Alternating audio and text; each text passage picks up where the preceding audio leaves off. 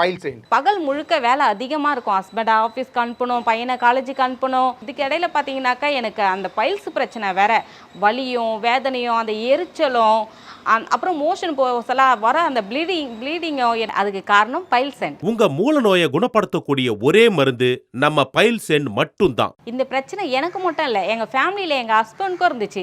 அவரும் ஒவ்வொரு டைமும் மோஷன் போகலாம் அந்த வலியோடையும் அந்த வேதனையோடையும் அந்த எரிச்சலையும் ரொம்ப கஷ்டப்பட்டார். அவருக்கும் அந்த ப்ளீடிங் பிரச்சனை எல்லாமே இருந்தது. நாங்கள் தான் போய் அவரை ஒவ்வொரு டைம் மோஷன் போசலாம் போய் ஹெல்ப் பண்ணுவோம். ஆனால் இப்போ எங்கள் ஃபேமிலியில் யாருக்குமே அந்த பிரச்சனை இல்லை, நாங்கள் சந்தோஷமாக இருக்கோம். நாங்களும் எங்கள் ஃபேமிலியை இன்றைக்கி சந்தோஷமாக இருக்கிறது காரணம் இந்த பைல்ஸ் எண்ட் தான். பைல்ஸ் அப்படின்றது வந்து பார்த்தீங்கன்னா பொதுவாக ஆசனவாயை தான் பாதிக்குது அப்படின்றது பொதுவாக மக்களோட ஒப்பீனியனாக இருக்குது. ஆனால் நம்மளோட சாப்பாடு அப்படின்றது வந்து பார்த்தீங்கன்னா இன்டேக் வந்து பார்த்தீங்கன்னா வாய் வழியாக எடுத்து அது ட்ராவல் ஆகி எல்லா ஆர்கன்ஸ்க்கும் ஸ்ப்ரெட் ஆகுது. பட் இந்த பைல்ஸ் அப்படின்றதுனால வந்து பார்த்தீங்கன்னா எந்தெந்த ஆர்கன்ஸ்னால வந்து பார்த்தீங்கன்னா பாதிப்படையுது? நம்மளோட இன்டர்னல் ஆர்கன்ஸ் அது பயங்கரமா பாதிக்குது. அதாவது ஆனல் ப்ளீடிங் ஆகுது இல்லையா? ஆனல் ப்ளீடிங்னால ரத்தம் அதிகமா போய் அனீமியா கூட போயிடுவாங்க. அனீமியாக்குள்ள போறவங்க ஒன்னு ரத்தம் ஏத்திட்டே இருக்கணும், இல்லைன்னா அவங்க டெத் ஆகிறது கூட வாய்ப்பு அதிகம். ரொம்ப கேர்ஃபுல்லா இருக்கணும். அதுக்கப்புறம் இந்த bowel movement, inability to control bowel movement ன்னு சொல்வாங்க. அதாவது குடல் இறக்கமாகிறது. அது மட்டும் இல்லாம ஆனஸ்குள்ள லேயர் ஃபார்ம் ஆகிறது. ஆனா இந்த பைல்ஸ்ங்கிற வார்த்தை பாக்குறதுக்கு ரொம்ப சின்னதா இருந்தாலும் இதோட பாதிப்பு ரொம்ப பெருசா இருக்கும். ஒவ்வொரு நாளும் இதோட தொந்தரவிலையும் வலியிலையும் வேதனையிலையும் அனுபவிக்கிற எத்தனையோ பேரை நான் பாத்திருக்கேன். இந்த பைல்ஸ் உங்களை சாதாரணமா விடாம உங்களுக்கு அல்சரை கிரியேட் பண்ணும். அல்சர் ஏன் உங்களுக்கு கேன்சர் கூட கொண்டு விடும். உங்களால உட்கார முடியலையா? வண்டி ஓட்ட முடியலையா? நடக்க முடியலையா? மோஷன் போகும்போது ரத்தமா போகுதா? மோஷன் போகும்போது உங்களோட சதை வெளியே வருதா? உங்களுக்கு உள்மூலம் பிரச்சனையா இல்ல வெளி மூலம் பிரச்சனையா? எல்லாவித மூல வியாதிகளுக்கும் ஒரே நிரந்தர தீர்வு நிச்சயம்.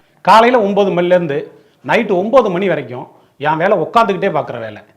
அதிகமாக சாப்பிடவும் முடியாது வேலைக்கு. வீட்டிலேருந்து பார்த்தீங்கன்னா கொடுக்குற அந்த வெரைட்டி ரைஸ், லெமன் சாதம், தக்காளி சாதம் அந்த மாதிரி கொடுப்பாங்க. அதை மதியானம் ஒரு தடவை சாப்பிடுவேன். அடுத்து என்னன்னு பார்த்தீங்கன்னா இந்த ஏசி ரூம்லேயே உட்காந்துருக்கிறதுனால அதிகமாக தண்ணி குடிக்கிறது இல்லை. இதனாலே என்னாச்சுன்னா எனக்கு மூலவியாதி வந்துருச்சு. மூலவியாதியால் ரொம்ப கஷ்டப்பட்டேன். வீட்டில் பார்த்தீங்கன்னா யார்கிட்டையும் சொல்ல முடியாது. மன நிம்மதி போயிடுச்சு. ஒரு பாத்ரூம் போகும்போது பார்த்தீங்கன்னா வலி உயிர் போயிடும்.